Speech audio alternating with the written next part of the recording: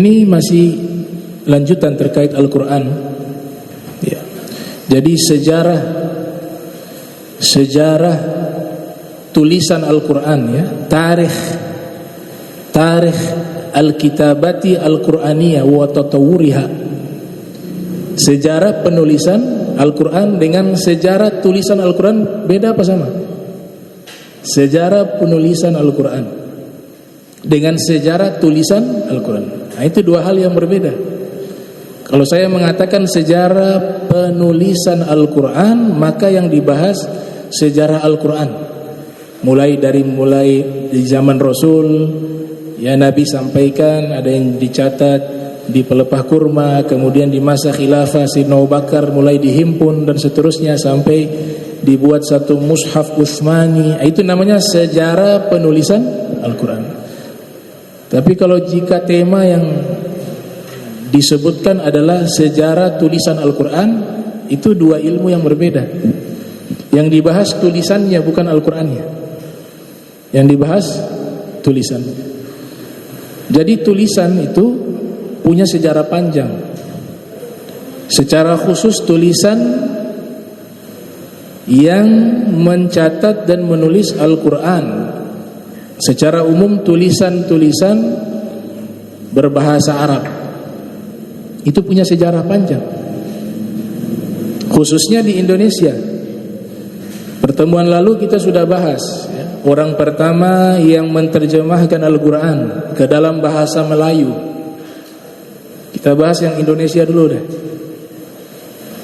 Orang pertama yang menerjemahkan Al-Quran ke dalam bahasa Melayu orang Aceh, Syekh Abdul Rauf Singkil.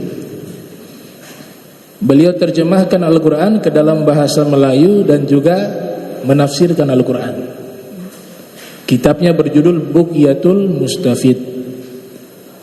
Ada juga ulama, gurunya Ibu Kartini, gurunya Bah Hashim Asy'ari, gurunya Syekh Ahmad Dahlan, bernama Kiai Haji Soleh Darat, kelahiran Jepara tapi mukim di Semarang. Beliau termasuk pelopor ulama yang menerjemahkan Al-Quran dari bahasa Arab diterjemahkan ke bahasa Jawa. Judulnya itu Faidhur Rahman. Kemudian ada juga ulama Abdus Sanusi, Kiai Haji Abdus Sanusi. Beliau menerjemahkan Al-Quran dari bahasa Arab ke bahasa Sunda. Nama kitabnya Raudhatul Irfan. Juga mentafsirkan.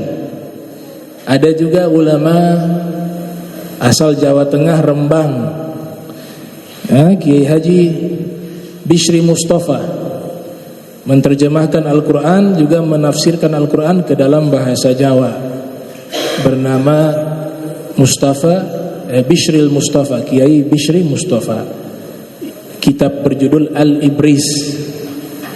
Ada juga ulama Indonesia yang menafsirkan Al-Quran menggunakan bahasa Arab, termasuk pelopor ulama Nusantara yang menafsirkan Al-Quran dengan menggunakan bahasa Arab.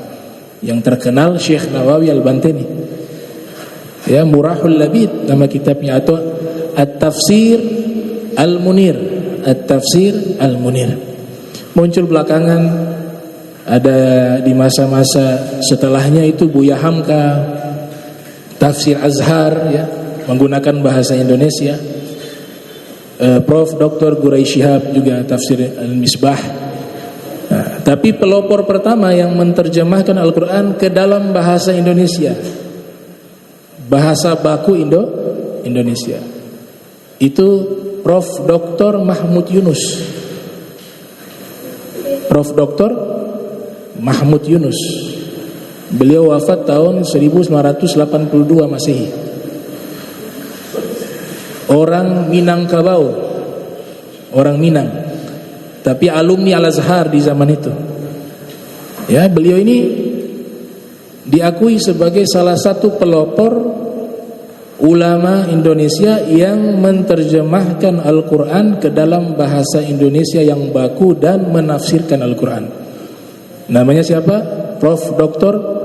Mahmud Yunus. dan punya jasa sangat besar khususnya dalam pendidikan Islam ya.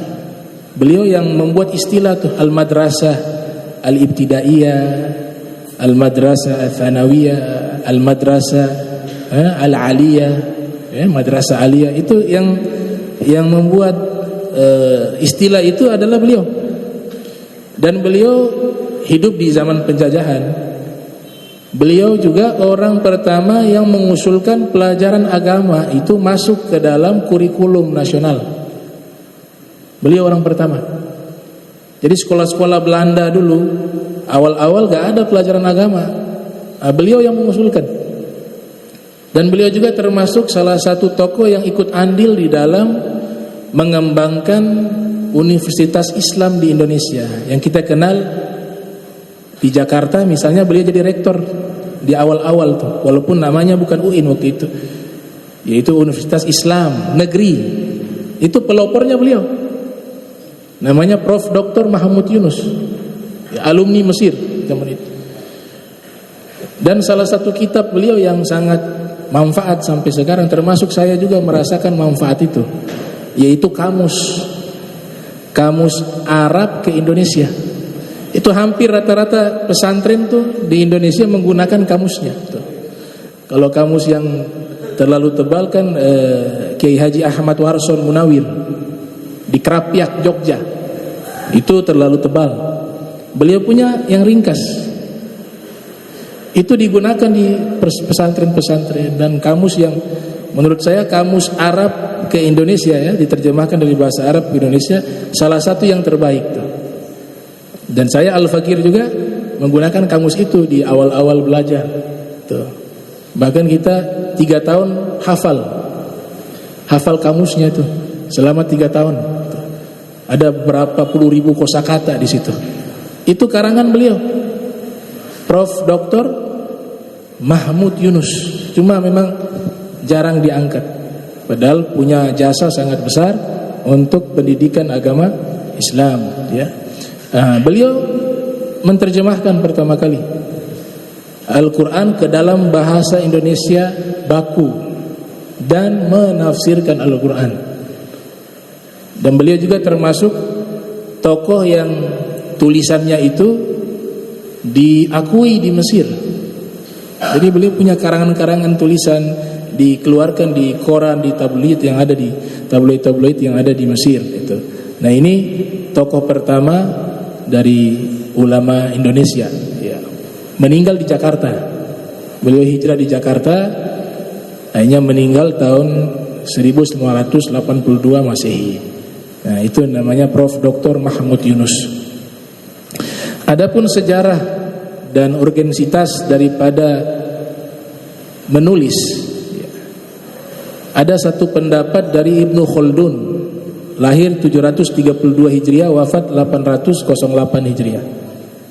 Di dalam buku masterpiece-nya itu Muqaddimah ya, kitab beliau katakan huwa sina'atun syarifah idh al-kitabatu min khawasil insan allati yumayyizu biha anil haywan.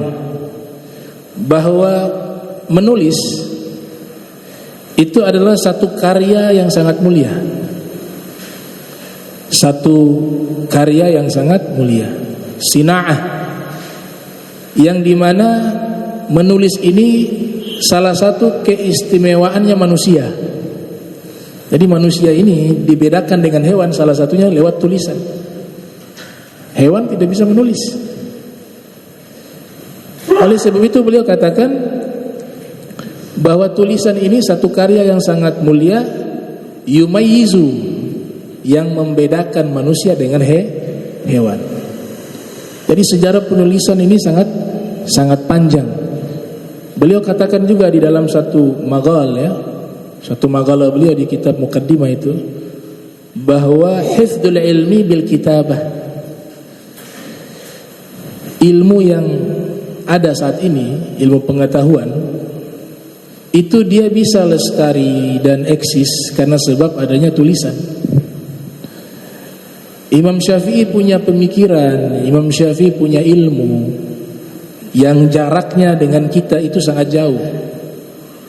Beliau lahir tahun 150, wafat 204. Kita 1445. Tapi ilmunya Imam Syafi'i bisa sampai kepada kita.